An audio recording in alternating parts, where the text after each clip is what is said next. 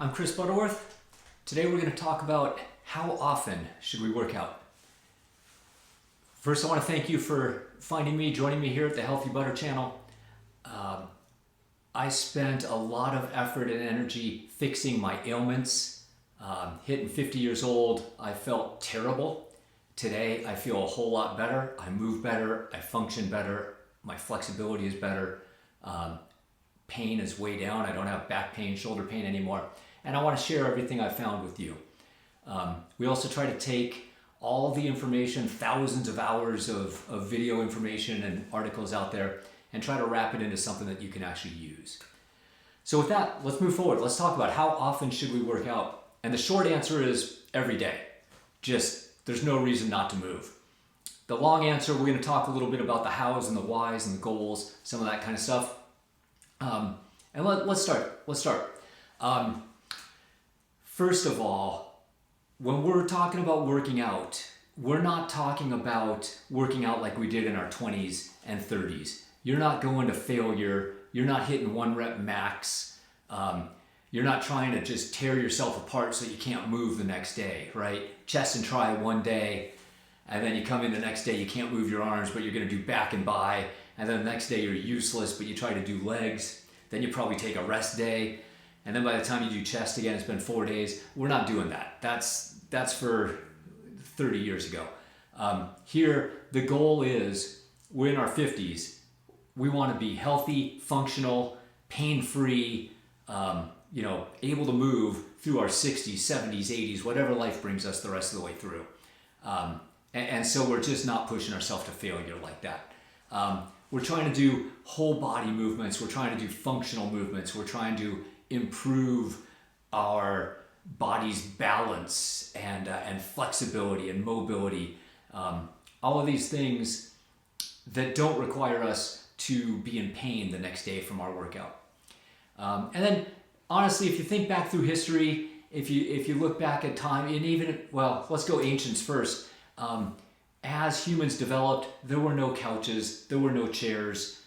We did not sit down and relax. Clearly no computer screens. We weren't hunched over a screen. So the modern curse of having conquered our hunter-gatherer society and having food readily available is that we're lazy, right? We get to sit in that couch position all the time, and it's really bad for us. Ancients had to move every day, lifting things, building things, whether they were warriors and training for battle, whether they were hunter-gatherers, moving their tribe, carrying babies, carrying whatever kill they had, carrying building materials. They moved a lot. And you know what they did the next day? They did it again. They didn't take a day off to rest their tries. You think about modern day, not as much anymore, kind of in the Midwest, but 100 years ago, farmers, right? You worked the farm all day long, and then you did it again the next day. And when your kids were old enough to help, when your kids were 8, 9, 10 years old, they were helping in the fields and fixing things, fence posts, hay, animals, whatever it is that they could help with. And then they did it again the next day too. And you know what? By the time that they were 16, 17, 18 years old, after doing this for 10 years, they were farmer strong. There's a reason for that term. Farmers have just a core balance, core ability to move stuff around, pick stuff up over and over again all day long that us city folk don't have. So let's think about that as the background for why we're going to do this. So if we do training that is intense enough to give us a workout, we want to get sweaty, we want to raise our heartbeat, we want to breathe heavy, we want to know we worked out, and our whole body's going to feel it because we're doing kettlebell and other functional movement exercises. We want to feel our workout, but we don't want to push ourselves to failure. We don't want to push ourselves to the point that we can't get up the next day. Now, when you're first starting out, if you haven't done a lot of exercise or if you haven't done kettlebells, it's been a while, you're a little soft, you're going to be sore, right? But that should dissipate pretty quickly. A few workouts down the road, a couple weeks down the road. But the other thing we're going to do is we're going to start small and we're going to add to it. Now, this is not a P90X program where you graduate in 90 days. This is not a, I want to lift 300 pounds, and when you do that, you're gonna cross the finish line. There really is no finish line. We're gonna do this for a long time. So we're gonna start small. Let's say, I talked in another video, my favorite place to start is kettlebell two-handed swings, because you can learn it in 5 minutes, and it's a great, great exercise that you can take with you for years and build on over time. But let's start with that. If you do two-handed swings, even if you start really small, and let's say you do 6 sets of 8, that's 6 minutes if you're doing them on an EMOM. That's a 6-minute workout. So first of all, that shouldn't be enough to tear you down so bad that you can't work out again tomorrow, right? Eventually, after you do a few of those, after you start to get comfortable with it, you'll go to 7 sets of 8, you'll go to 8 sets of 8. Eventually, you'll build up to 20 minutes before you come down and do sets of 9, go up again, and then come down and do sets of 10, 10 sets of 10, 11 sets of 10, 12 sets of 10, when you get build it up. So you build up your volume and then you build up your density. But you're gonna be able to add to this over time, right? So let's walk through a little progression here. If you were to start out with this is a 25-pound kettlebell, it's 12 kilograms, but if you're doing some two-handed swing, right? And it's just basic, simple exercise, but you're feeling it all the way through. You're feeling it all in here, you're feeling it in your core, you're balancing out your front and your back. Just a great, great exercise. Eventually, after months, maybe even a year, like there's no rush to do this, but eventually you might go to one-handed swings, right? And you can change hands, you can do the right hand and the left hand. It's the same thing, but what that does is now your body wants to rotate, so your core engages a little bit more. And now you're adding a little bit more to that. But that two-handed swing is gonna fix, it's gonna just make you feel so much better. Lower back, legs, hips.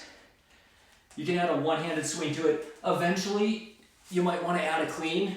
So you can do some cleans. You can do a clean and a press. Now you're getting some shoulder work because your shoulders haven't been worked in a long time. As you get stronger and your shoulders get more stable, you might want to add a halo. This is such a good exercise. You're going to feel that all the way down. And your shoulder movement is fantastic. When I started out, I couldn't do a halo with the same kettlebell as my swing. So I have a 15-pound kettlebell. This thing's like a toy. But it was great for halos a couple years ago, right? So everything stacks up. I started off with those 6, 7, 8 minute exercises, just boom, bang it out. That was my deal for the day and I was done. I'm now 2.5 years into this program, so my workouts are longer. I'm trying to get to about 25 or 30 minutes. It depends on the day and depends on the exercise. So I might do a kettlebell workout and then stack some mace on top of it. My mace workout when I do it by itself is longer. My club workout. So I did kettlebell for about 6 months before I added a club. I did club for about a year and then I added a mace. The mace was really awkward and took me a long time to get comfortable with.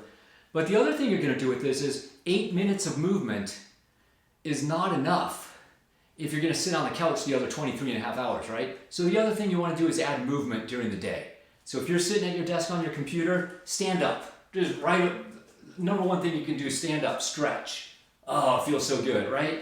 I do some back and forth and just side to side. I'll back up a little bit so you can see my feet are as close as possible. But I do some of this. You can do horse stance and just change it up so you're not feeling the same way. If you just bend, just stretching out your hamstrings feels great. I have a pole, so a little piece of PVC, but during the day, it feels good to help me stretch and maybe just move side to side a little bit. Kind of sit into these twists if you want to. Similar to that, similar to the halo, but you can move this around your head if you want. Let me see, just kind of down, coming up and around, but just anything that's movement is different than sitting in your chair. So, kind of went off topic, I went a little deeper than I thought I was going to, but the point here remains, we want to work out every day. We want to move. Sure, if you need to take a rest day, take a rest day. But these aren't brutal workouts where you should wake up and be too sore to move the next day. You should feel great after these workouts. After a couple of months, you feel your body changing. You feel that lower back injury starting to go away. You just feel more energy. You feel good. And it's the kind of thing where time, we make the we get the accumulation of compounding over time. So you're not going to do one workout 8 minutes and fix all your life's problems. But as you do this, 2 months go by, 4 months go by, 6 months, a year, and you're still doing it. And then you add a little piece. You're like, oh, that feels pretty good. I'm going to add something. I'm going to add some more shoulder work. Oh, I'm going to buy a club. Let me learn how these circles work. That's something new I've never done before. It's really awkward. It just adds up over time. So I'm in my third year, and I do a lot of different things. But each one, I said, hey, this can make my program a little bit better. This can add something that I'm not doing now. A little bit more movement, a little bit more flexibility. So my floor work, my stretching, mace, club, all came after kettlebell. Start with kettlebell, get it going, and then build from there. That's it. That's all I got. Work out every day. Buy a kettlebell, use it.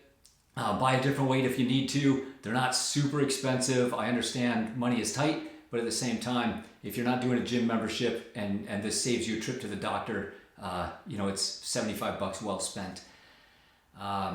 That's it. This is a one-take video. So I understand it's not as polished as some of those out there. I hit play, I hit record, I talk, I hit stop, I upload to YouTube. And so that's what we got, warts and all. And with that, we're going to stop here. Hope you have a great day. Go get better.